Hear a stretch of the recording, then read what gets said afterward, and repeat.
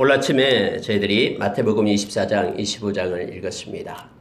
마태복음 24장은 우리가 너무나 잘 알고 있는 말씀입니다. 마지막 때를 말하고 있고 다가올 주님이 오실 그러한 플루시와 강림의 때를 기록하고 있는 복음서이기 때문에 그렇습니다.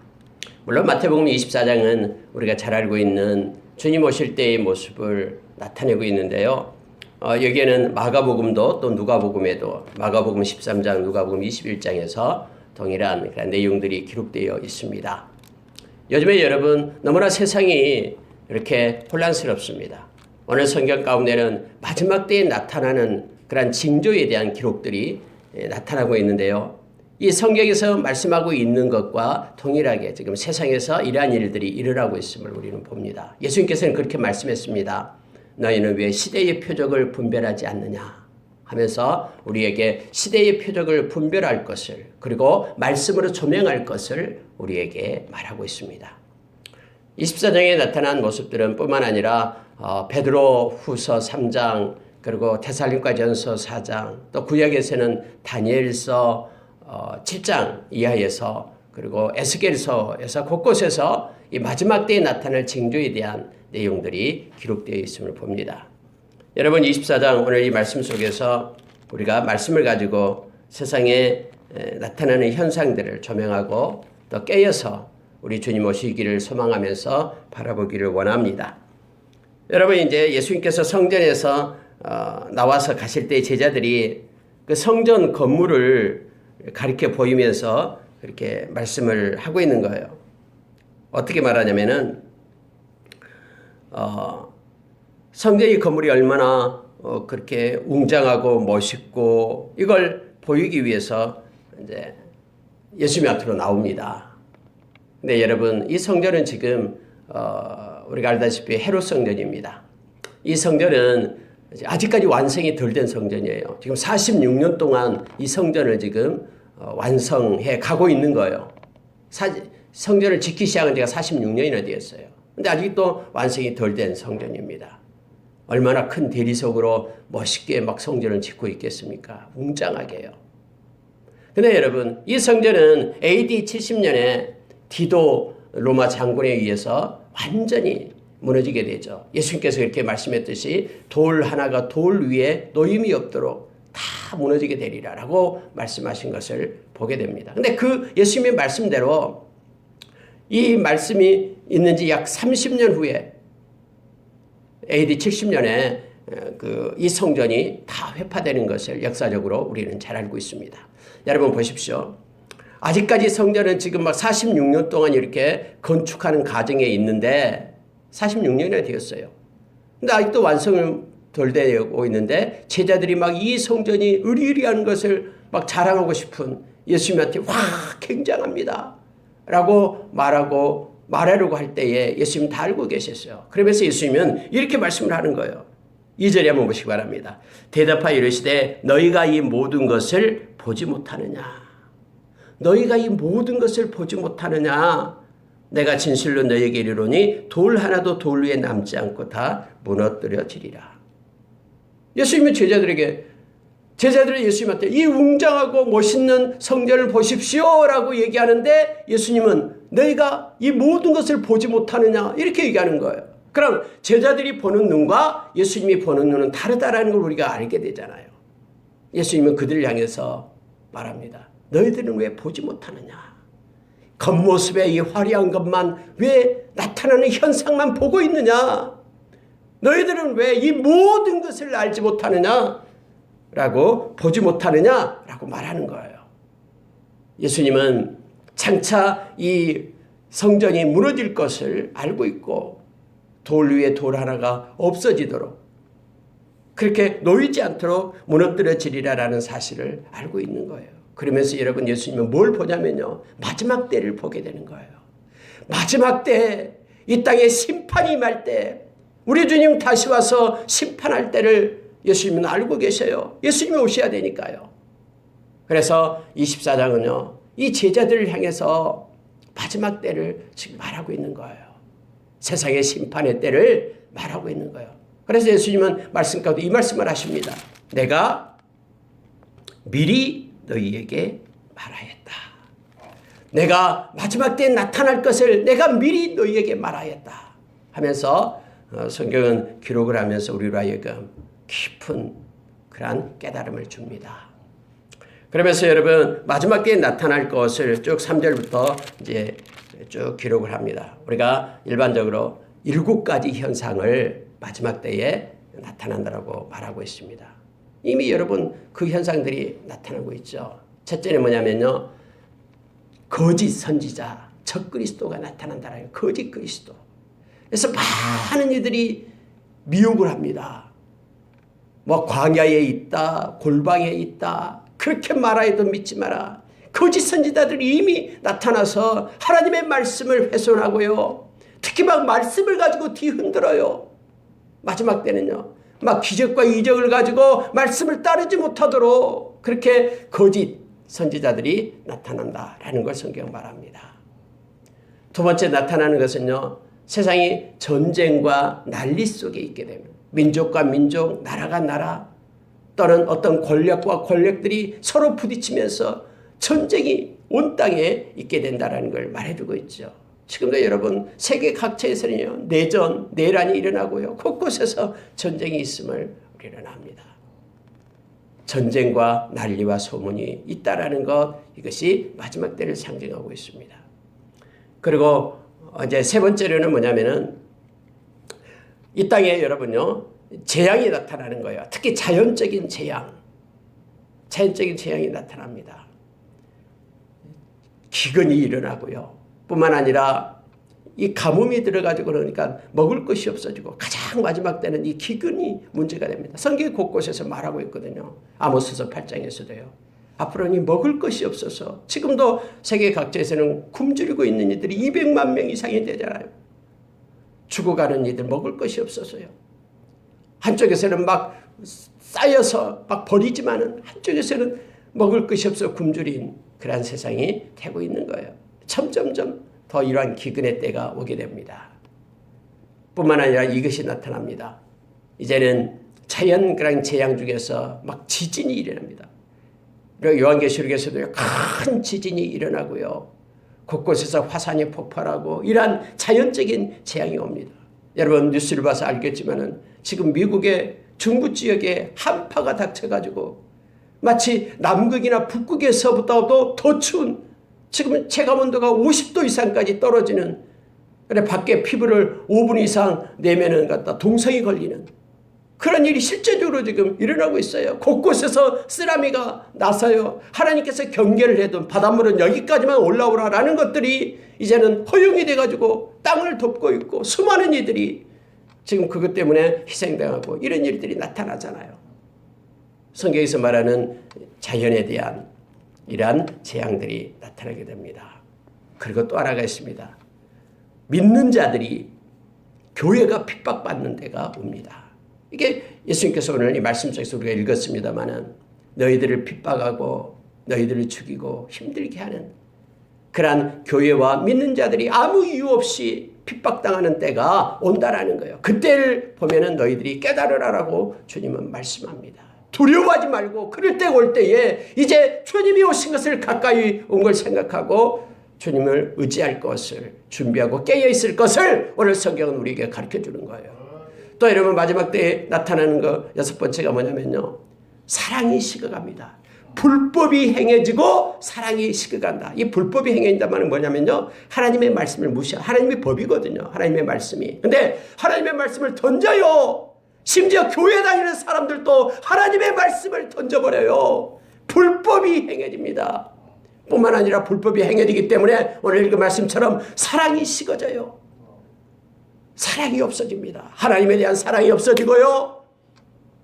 이웃에 대한 사랑이 점점점 없어져요. 그래서 막 아버지가 자녀들을 갖다가 넘겨주고요. 자녀들이 아버지를 배반하고 죽이고 하는 그런 사랑이 없는 시대가 마지막 때에 막 나타나는 거예요. 그러나 너희들은 서로 사랑하라라고 주님은 우리에게 말씀해 주고 있습니다. 일곱 번째 나타난 게 뭐냐면요. 하나님의 말씀이 모든 족속에게 이 천국 복음이 증언되어야 그제야 끝이 오리니라고 우리 14절에 말하고 있습니다. 점점 여러분요, 하나님은 어떤 사람을 통해서든 복음이 들어가지 않는 미전도 종족에게 하나님의 말씀이 증거되게끔 그렇게 하는 거예요. 이라는 사명들을 한국이 지금 받고 있어요. 여러분, 한국에서 타 민족으로 지금 나가는 선교사들 한국이 지금 제일 많아요. 한국이 인구 대비해도 제일 많고요. 물론 통계에서는 지금 2만 7천 몇 명이 지금 나갔다고 말하지만은 단기 선교사들까지 합하면 엄청난 수가 지금 나가고 있어요. 중국에서 많이 파송되고 있습니다. 그런데 중국은 자국민 선교사가 많죠. 중국에서 또 다른 중국으로. 그렇지만 한국은 지금 마지막 때에 이 복음이 미전도 종족 국가들에게 힘있게 증거되도록 하나님이 선교의 한국으로 한국을 붙들고 있음을 믿습니다. 그렇게 사용할 것을 우리가 기도하며 계속해서 나갑니다. 이처럼요, 모든 족속에게 하나님의 말씀이 증언되고 있어요. 그래야 끝이 오리니라고 성경은 말해주고 있습니다. 이러한 현상들이 지금 예수님께서 우리에게 마지막 때에 일어날 것으로 가르쳐주는 7가지 현상을 얘기합니다. 그런데 성경은요, 이러한 현상들이 나타날 때 그럼 너희들은 어떻게 해야 되느냐? 예수 믿는 너희들은 어떻게 해야 되느냐? 오늘 성경 우리에게 가르쳐줘요. 그것을요. 한번 그것을 보기를 원합니다. 7가지를 말하고 있습니다. 역시 보십시오. 첫 번째 보면요, 이렇게 말합니다. 자, 4절에 보시기 바랍니다. 예수께서 대답하여 이르시되 너희가 사람의 미혹을 받지 않도록 주의하라. 많은 사람이 내 이름으로 와서 이르되 나는 그리스도라 하여 많은 사람을 미혹하리라. 첫째는 뭐냐면요, 미혹받지 않도록 주의해라 라는 거예요. 적그리스도가 나타나고 거짓 선생들이 너희들 막 깨일 때에 너희들은 미혹받지 않도록 주의하라. 여러분, 우리가 미혹받지 않으려면 어떻게 해야 됩니까? 말씀을 붙들어야 되는 거예요. 그래서 우리 주님께서 첫 번째로 말하는 게 뭐냐면은 너희들은 그들에게, 거짓 선생들에게 미혹받지 말라. 그럼 우리 어떻게 해야 돼요? 하나님의 말씀을 붙들어야 되죠. 그래서 진리의 사랑이 있는 자들은 절대로 무너지지 않는다라고 데살로니가후서 2장 14절에서 우리에게 가르쳐주고 있는 거예요. 예수님이 우리에게 말합니다. 너희는 미혹받지 않도록 주의해라. 하나님의 말씀을 붙들고 있어라. 그게 캐논이 되세요. 두 번째로 여러분 말하는 게 뭐냐면요, 말씀하는 게 이거예요. 자, 6절 보면 난리와 난리 소문이 듣겠으나 너희는 삼가 두려워하지 말라. 이런 일이 있어야 돼. 아직 끝이 아니니라. 막 전쟁의 소문이 일어나고 난리가 일어나고 세상에서 막 엄청난 일들이 막 상상할 수 없는 그러한 살인사건들, 그러한 음란하고 폐역한 그러한 일들이 세상에서 일어난다라는 거예요. 그렇지만은 너희들은 뭐 해야 되냐면은 두려워하지 말라라는 거예요. 너희는 삼가 두려워하지 말라. 그것 때문에 떨리지 말라라는 거예요. 담대하게 말씀 붙잡고 두려워하지 말고 의심하지 말고 살아라고 우리에게 말합니다. 예수님이 두 번째 우리에게 말하는 거예요. 담대하라. 두려워하지 말라. 내가 너를 지켜준다. 요한일서 5장 18절에서 악한 것이 만지지도 못하게끔 내가 너희를 지키리라 주님 약속했잖아요. 세상 끝날까지 내가 너와 함께하리라. 마태복음 28장 20절에서 우리에게 가르쳐주잖아요. 주님이 이 마태복음 우리가 보고 있습니다만 이제 28장 이제 곧 보게 될 겁니다. 다음 주에요. 근데요, 마지막에 주님이 하고 싶은 말이 있어요. 마지막 28장 20절에서 이 마태복음을 끝나면서 우리에게 말하는 게 뭐냐면 내가 너와 함께한다. 이거예요. 두려워하지 말라라고 얘기합니다. 여러분, 세 번째에 보면은요, 13절 보시기 바랍니다. 그러나 끝까지 견디는 자는 구원을 얻으리라. 불법이 상함으로 많은 사람의 사랑이 식어지리라. 그러나 끝까지 견디는 자는 구원을 얻으리라 라고 말합니다. 역시 여러분, 마지막 때는 이 불법이 나가고 사랑이 없어져요. 그러나 너희는 법을 끝까지 견딘다라는 그거예요. 그들에게 홀라당 넘어가가지고 동조해가지고 그들과 타협하면서 불법을 행하고 사랑이 없는 자리에 너희가 속하고, 이것은 견디는 게 아니죠. 견딘다라는 것은요, 불법을 행하지 않고 하나님의 말씀을 지키고 있는 거예요. 버리지 않고요. 또 식어가는 사랑에 우리가 편승하지 않고 우리는 주님이 주신 그 사랑, 하나님의 사랑, 이웃의 사랑을 지켜내는 거예요. 이것이 견딘다라는 뜻이에요. 그래서 세 번째는요, 끝까지 견디는 자에게 구원을 준다라고 주님 말합니다. 너희들이 견뎌라라는 거예요. 이 말은 말씀을 끝까지 붙잡고 주님의 사랑을 가지고 살아라 라고 우리에게 말하는 것입니다. 이게 세 번째 우리 주님이 우리에게 말씀하신 거예요. 네 번째는 보십시오. 14절이에요. 이 천국 복음이 모든 민족에게 증언되기 위하여 온 세상에 전파되리니 그제야 끝이 오리라. 그제야 끝이 온다는 것은 우리 주님이 오신다라는 게 플루시아 강림한다라는 거예요. 그러면 이 말씀은 무슨 뜻입니까? 말씀을 전파하라라는 거예요. 선교의 사명을 우리에게 준 겁니다. 모든 족속에게 말씀이 증언되는 그 일을 행하라라는 거예요. 우리가 그 땅에 가지 못한다면 우리는 물질로 후원하고 기도로 그들을 후원하라라고 말하는 거예요. 우리 교회도 이 일을 지금 담당하고 있는 거예요. 그래서 우리가 기도하고 있는 겁니다. 선교에 대한 기도를요. 마지막 때에 우리 주님 우리에게 부탁하는 말씀. 너희는 온 천하에 다니며 만민에게 복음을 전파하라. 말하면서 오늘 모든 족속에게 증언하라. 그제야 끝이 온다. 해서 우리에게 주님께서는 말씀의 통로가 될 것을, 선교를 할 것을 우리에게 성경은 말해주고 있습니다. 여러분 다섯 번째로 보면은 24절 보시기 바랍니다. 거짓 그리스도들과 거짓 선지자들이 일어나 큰 표적과 기사를 보여 할 수만 있으면 택하신 자들도 미혹하리라. 보라 내가 너희에게 미리 말하였노라. 우리 주님이 말씀하고 있는 게 뭐냐면 이거예요. 너희들을 아까는 거짓 선지자가 나왔는데 이것에 거짓 선지자가 나왔었냐 뭐 하냐면요. 우리를 미혹하는데요. 표적과 기사를 보여서 이렇게 말합니다. 표적이 나타나고 기사가 나타나고 하늘에서 불이 내려오고 엄청난 일들이 앞으로 나타날 것이다. 그래서 할 수만 있다면 믿는 자도 그렇게 미혹하게 될 것이다. 택한 자도 미혹하게 될 것이다. 너희들도 미혹하게 될 것이다. 그런 미혹에서 벗어나라 라고 말합니다. 여러분 그래서요. 기적과 이적을 따라가는 자들이 아니라 하나님의 말씀을 붙들고 있는 자예요. 예수님은 계속해서 우리에게 마지막 때는 말씀밖에 없다라고 말하고 있는 거예요. 내가 미리 너희에게 말했다. 왜 이 말을 한 줄 아니? 너희들이 미혹에 빠질까 봐 내가 미리 마지막 때의 현상을 너희들에게 말하고 이것을 내가 기록한다. 그러니 너희는 말씀을 붙잡고 끝까지 견뎌낼 것을 예수님께서 요청하고 있음을 보게 됩니다. 말씀을 기억해라라는 거예요. 미리 내가 얘기했다라는 것은요. 늘 말씀을 묵상하는 삶을 살아라라고 지금 주님께서는 말씀해 주고 있는 거예요. 그걸 기억하고 살 것을 바랍니다. 여러분 우리가 읽었던 말씀요. 42절 보십시오. 그러므로 깨어 있으라. 어느 날에 너희 주가 임할는지 너희가 알지 못함이니라 라고 말합니다. 깨어 있으라. 이거예요. 여러분 깨어 있다는 게 뭡니까? 우리의 영이 깨어서 우리가 기도하는 자로 사는 거예요. 기도는 성령의 기도로 성령께서 우리에게 가르쳐준 성령께서 우리를 이끌고 가는 그런 기도를 하는 것이죠. 깨어있다라는 거 그거예요. 하나님의 뜻을 아는 것입니다. 우리가 늘 기도할 때마다 뭘 달라고 이런 간구의 기도뿐만 아니라요. 우리는 하나님의 뜻이 무엇입니까?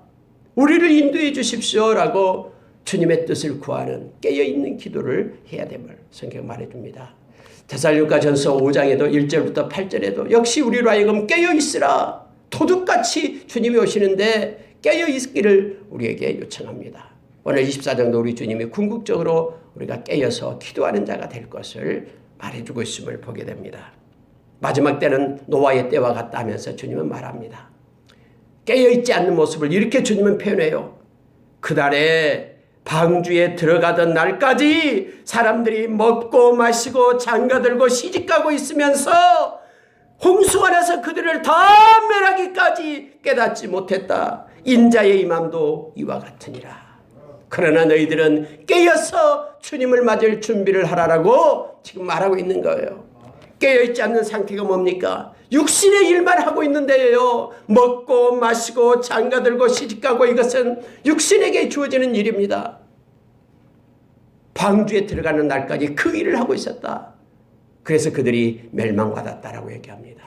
깨어있다는 것은 우리의 눈을 열어 마음을 열어 주님이 무엇을 원하고 주님의 눈물과 마음이 어디에 있는지를 아는 거예요. 그래서 주님의 일하심 속에 우리도 함께하면서 일을 하는 거예요.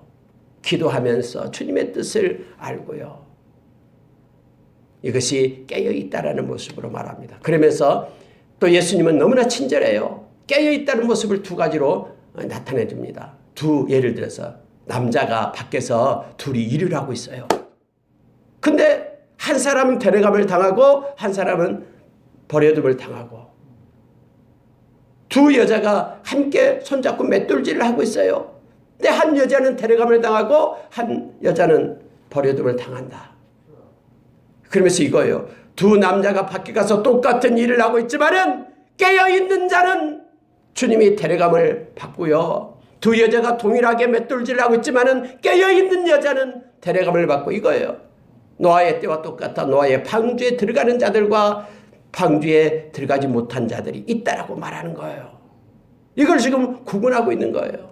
여러분 겉모습은 똑같아요. 두 남자가 밭에 가서 똑같이 일을 하고 있습니다. 두 여자가 맷돌질을 하고 있어요. 겉모습으로는 몰라요. 깨어있는지 깨어있지 않는지. 그러나 우리 주님은 알고 있어요. 깨어있는 자는 구원을 받게 된다라고 주님 성경에서 오늘 기록하면서 우리로 하여금 알게 합니다. 깨어있다라는 것은 겉으로 보이는 게 아니에요. 우리의 영이 살아있어서 주님의 뜻과 주님의 마음을 가지고 행하는 것임을 알게 됩니다. 여러분 세상의 일을 다 버리고 내가 산속에 들어가서 기도하는 것이 깨어있는 게 아니에요. 주님이 오늘 말씀하신 건 그거예요. 똑같이 밭에 가서 일을 하잖아요. 두 여자가 맷돌질을 하잖아요. 어떤 직업이 있든 무슨 일을 하든 그거하고는 상관이 없어요. 학생이든 아니면은 가르치는 사람이든 어디 가서 일을 하는 사람이든 하루 일을 하는 사람이든 아니면 좋은 직장에 있는 사람이든 무슨 일을 하든지 그건 상관없어요. 깨어있는 자는 주님의 마음을 가지고 주님의 뜻을 가지고 주님이 오실 길을 준비하는 이들임을 알게 합니다. 저와 여러분이 깨어있는 자로 있기를 원합니다. 여러분 7번째는요 이렇게 말합니다. 자 44절 45절 보십시오. 이러므로 너희도 준비하고 있으라. 생각하지 않는 때에 인자가 오리라. 충성되고 지혜 있는 종이 되어 주인에게 그 집 사람들을 맡아 때를 따라 양식을 나눠줄 자가 누구냐. 주인이 올 때 그 종이 이렇게 하는 것을 보면 그 종이 복이 있으리로다. 주님의 마음을 가지고 주님의 뜻을 가지고 성실하게 주님이 세워준 그 자리에 충성하라라고 지금 말하는 거예요. 이것이 7번째로 우리에게 주님이 주시는 말씀입니다. 충성되고 지혜 있는 종이 되라. 그래서 하나님의 뜻을 알고 묵묵히 그 자리에 서 있는 자, 주님이 올 때까지 아무리 멋있게 보이고 운정하게 보이고 사람들에게 시선이 집중되고 그런 것이 멋있어 보여도 그것이 너가 서 있는 자리 맡겨준 게 아니다면 그곳으로 가서는 안 된다고 말하는 거예요. 하나님께서 세워준 그 자리에서 끝까지 충성되고 지혜를 가지고 우리 주님이 주신 지혜를 가지고 살아가는 자, 그것을 주님은 원하고 주님 오실 때 착하고 충성된 종아라고 칭찬이 있음을 말해줍니다. 근데 성경은요 누가 지혜롭다라고 말하냐면은 골로새서 3장 16절에서 그리스도의 말씀이 너희 마음 가운데 풍성히 거할 때 너희가 지혜를 얻고 라고 말합니다. 하나님의 말씀을 묵상하는 자가 지혜 있는 자예요. 왜냐하면 하나님의 뜻이 말씀 속에 있기 때문에 그렇습니다. 뿐만 아니라 야고보서 1장 5절 이하에서는요. 너희가 지혜가 부족하거든 모든 사람에게 후히 주시고 꾸짖지 않으시는 하나님께 구하라 라고 말합니다. 하나님께 하나님의 지혜를 구하는 자가 기도하는 자가 지혜를 얻는 자예요. 의심하지 않고 구하는 자가요. 그래서 여러분 말씀과 기도로 그 사람이 거룩하여진다라고 디모데전서 4장 4절 이하에서 우리에게 말해주고 있죠. 말씀과 기도만이 거룩해진다라는 것은 하나님 편에 선다라는 거예요. 하나님의 뜻과 하나님의 마음을 가지고 사는 자가 된다라는 것을 성경은 말해주고 있습니다. 그러면서 마지막으로요 24장에서 이렇게 말하면서 24장을 마치게 되는 거예요. 이렇게 합니다.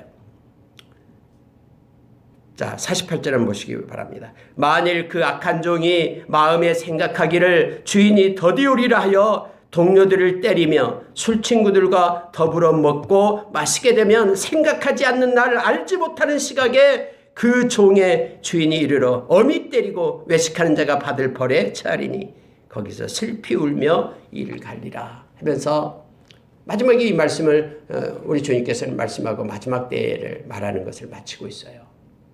무슨 얘기냐면요. 마음을 지키라라는 거예요. 마음에 생각하기를 지금은 우리 주님 오실 때가 아니야 라고 주님이 더디오리라고 생각하면요. 이 마음의 생각이 그의 삶을 주장하게 됩니다. 그래서 그런 게으르고 나태해지고요. 향락에 빠지게 되고요.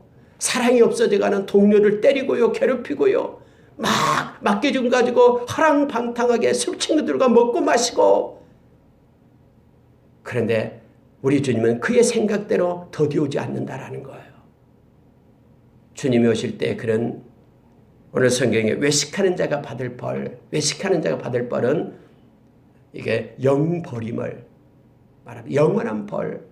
그래서 지옥에 들어가게 됨을 말하게 됩니다. 우리가 마지막 때에 주님은 내가 미리 너희에게 말하였다 하면서 우리에게 늘 깨어 있으면서 말씀을 붙잡고 담대하게 어떤 일이 있어도 흔들리지 않고 끝까지 견뎌내는 자로 사랑을 가지고 충성되게 살 것을 우리에게 요청해 주고 있는 것입니다.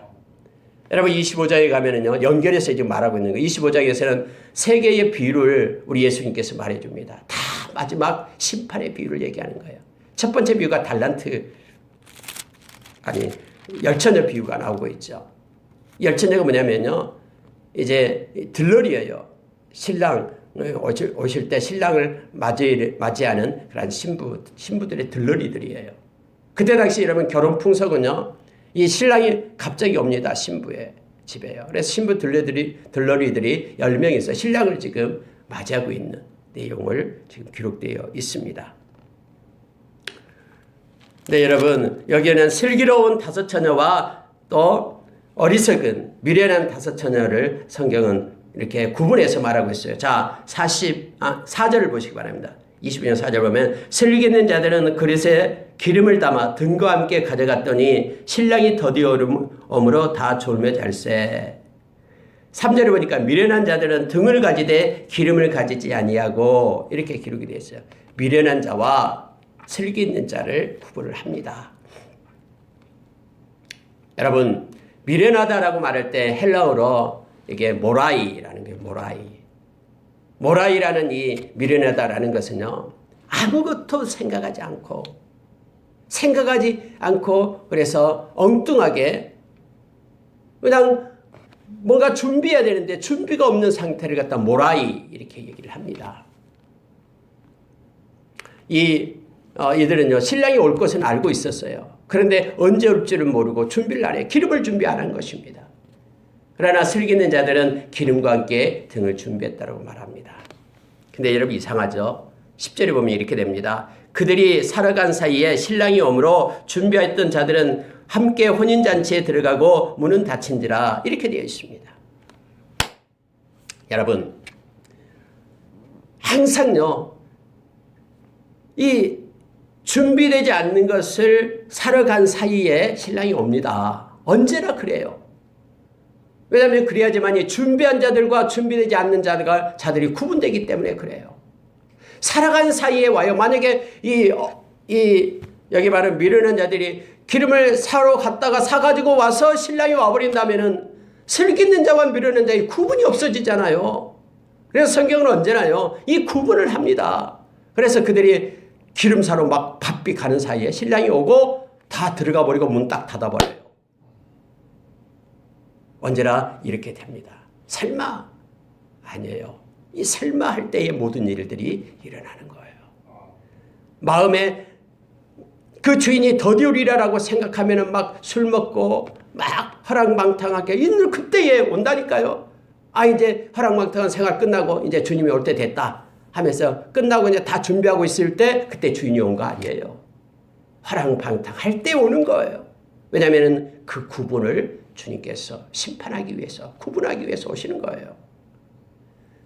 그럼 문이 닫았어요. 그들이 막 이제 쫓아옵니다. 문을 두드려요. 열어달라고 우리가 왔습니다. 그랬더니 성경은 이렇게 표현합니다. 12절에서요. 대답하여 이르되 진실로 너희에게 이르노니 내가 너희를 알지 못하노라. 내가 너희를 알지 못한다라고 얘기합니다. 주인이 모른다라는 거예요. 신랑이 모른다.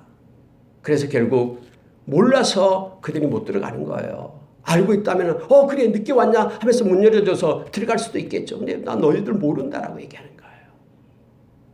여러분 모른다라는 게 뭐냐면은 주님의 마음, 우리가 요한복음 10장 27절에서 그렇게 말합니다. 예수님은 내 양들은 내 음성을 듣는다. 나는 그를 알며 그들은 나를 따른다.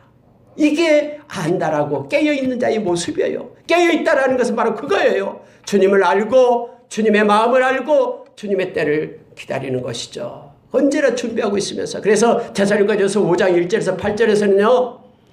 깨어있는 자들에게는 주님이 도적같이 오지 않는다라고 성경은 말해주고 있어요. 도적같이 온다라는 것은 깨어있지 않는 자에게 임한다라고 우리에게 말해주고 있습니다.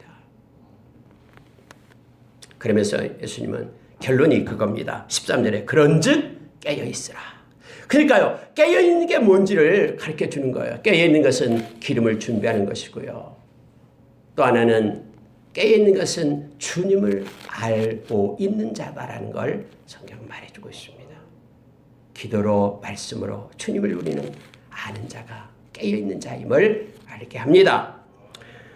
두 번째 비유가 바로 달란트 비유입니다. 5달란트, 2달란트, 1달란트. 우리 너무나 이 말씀을 많이 받았습니다. 근데 여러분 이 말씀을 우리가 많이 읽고 또 묵상하고 또 설교도 많이 들었죠. 5달란트나 2달란트 받는 사람은 동일해요. 그리고 동일한 칭찬을 합니다. 그 주인이 이르되 잘하였도다 착하고 충성된 종아 네가 작은 일에 충성하였으며 내가 많은 것을 내게 맡기리니 내 주인의 즐거움에 참여할지어다. 2달란트든 5달란트든 토시 하나 안 바꾸고 똑같은 축복을 합니다. 우리 주님이 그렇게 칭찬을 해요. 그럼 여러분 5달란트나 2달란트는 그 받은 것은 의미가 없다라는 것을 알게 하죠. 그럼 뭐가 의미가 있다라는 것입니까? 주님이 주신 것을 감사함으로 받고 성실하게 그걸 가지고 붙들고 일하는 자. 그를 주님이 원하고요. 그리고 또 하나 사실은 뭐냐면은 2달란트, 5달란트 이것으로 끝나는 게 아니다라는 것을 지금 성경은 말해주고 있어요. 이것으로 끝나는 게 아니라 네가 적은 일에 충성했기 때문에 내가 많은 것을 너희에게 맡기리라. 많은 것을 지금 준비하고 있는 거예요. 주인이. 그리고 여기에서 2달란트, 5달란트는 이것을 가지고 어떻게 행하는가 지금 주님이 지금 보고 있는 것이죠. 성실하고 충성스럽게 그 일을 행하면은 우리 주님께서 인정하고 더 많은 것들을 맡겨준다라고 성경은 기록해주고 있습니다. 여러분 달란트가 굉장히 크다는 거 알죠? 금 1달란트가 32kg에서 34kg예요. 엄청난 거 수억이에요. 이게 요즘으로 계산한다면요. 여러분 그런데 여기서요. 이렇게 성경은 말해주고 있습니다. 자 15절 한번 보십시오. 각각 그 재능대로 한 사람에게는 금 5달란트, 한 사람에게는 2달란트, 한 사람에게는 1달란트를 주고 떠났더니 이렇게 성경에 기록되어 있죠. 여러분 그 재능대로 이거예요. 하나님은 다 알거든요. 왜냐하면 하나님은 우리를 만들었거든요. 그래서 우리 다 알아요. 그래서 그 재능대로 맡기는 거예요. 하나님께서는. 어떤 사람은 1달란트 받은 사람은 적게 받았기 때문에 기분 나빠서 땅속에 파묻어 놔가지고는 가져갔다. 이게 아니에요, 여러분. 1달란트도 엄청난 겁니다. 근데 여러분요. 그러면 뭐가 차이점이 있습니까? 또 여기서도 1달란트 받은 자가 1달란트 가지고 와서 이렇게 말하는 거예요. 24절 보십시오. 1달란트 받았던 자가 와서 이르되 주인이여 당신은 굳은 사람이라 심지 않는 데서 거두고 해치지 않는 데서 모으는 줄을 내가 알았으므로 내가 이것을 땅속에 묻어놨다. 당신의 것 가지고 왔습니다. 받으십시오. 결론이 뭐예요? 알았으므로 라고 말합니다. 이게 안다라는 암에 대해서 얘기하는 거예요. 근데 그 아는 것은 잘못 알았다라는 것을 말합니다.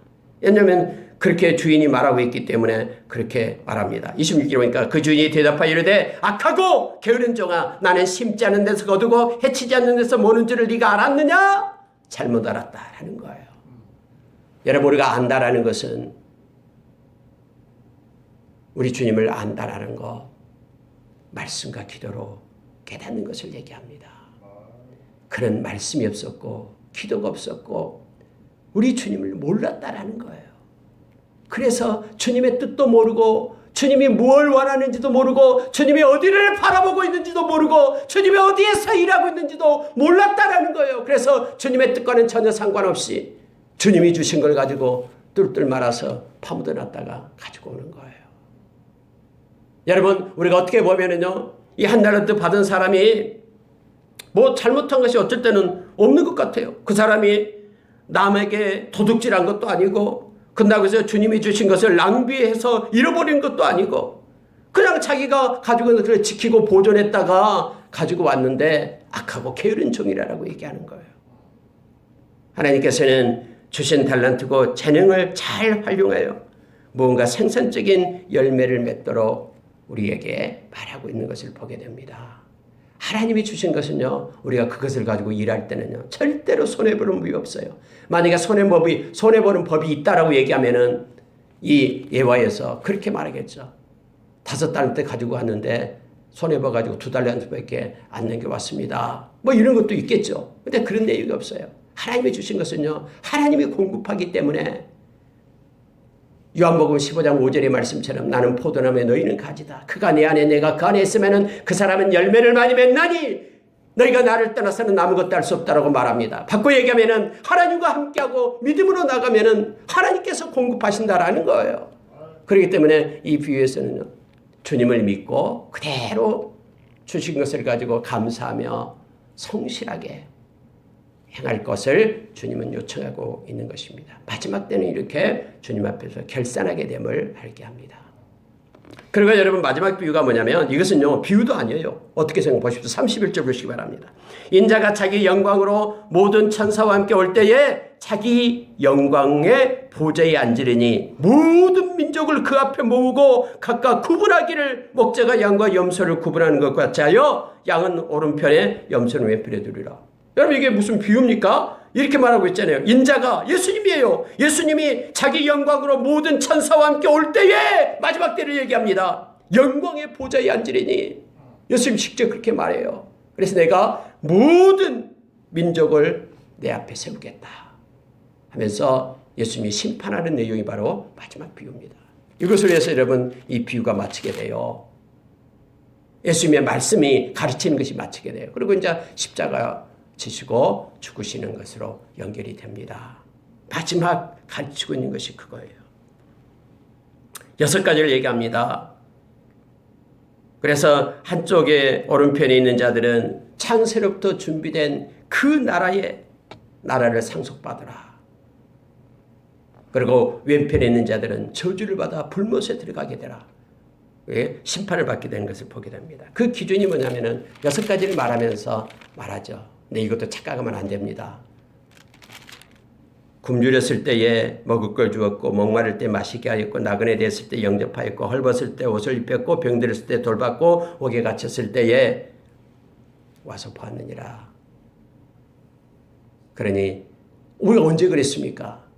내게 속한 자야 작은 자에게 한 것이고 내게 한 것이다 라고 말하죠. 어떤 사람이 이걸 잘못 해석해 가지고요 우리가 병든 자를 뭐 이렇게 돌봐주고 옥에 갇힌 자 가서 보고 막 이렇게 해야지 구원받는다. 이게 아니에요. 왜냐하면요 예수께서 이렇게 말하기 때문에요. 너희가 여기 내 형제 중에 지극히 작은 자 하나에게 한 것이고 내게 한 것이다. 또 여러분 왼편에 있는 이들에게 말하면 이렇게 말합니다. 45절에서 이에 임금이 대답하여 이르실 때 내가 진실로 너에게 이르노니 이 지극히 작은 자 하나에게 하지 아니한 것이고 내게 하지 아니한 것이다. 그러면서 그들은 영벌에 의인들은 영생에 들어가리라 하시니라. 여러분 여기서 말하고 있는 것은요 이것 때문에 구원을 받는다가 아니라 구원받는 자의 모습을 지금 말하고 있는 거예요. 왜냐하면 내게 속한 작은 자 그것 때문에 내가 예수 믿어서 하나님의 자녀가 되고 그래서 자녀가 됐기 때문에 하나님의 자녀가 된 그거 내게 속한 모든 자라는 것, 내게 속한 작은 자라는 것은요, 예수 믿어서 구원받은 하나님의 공동체를 얘기하고 있는 거예요.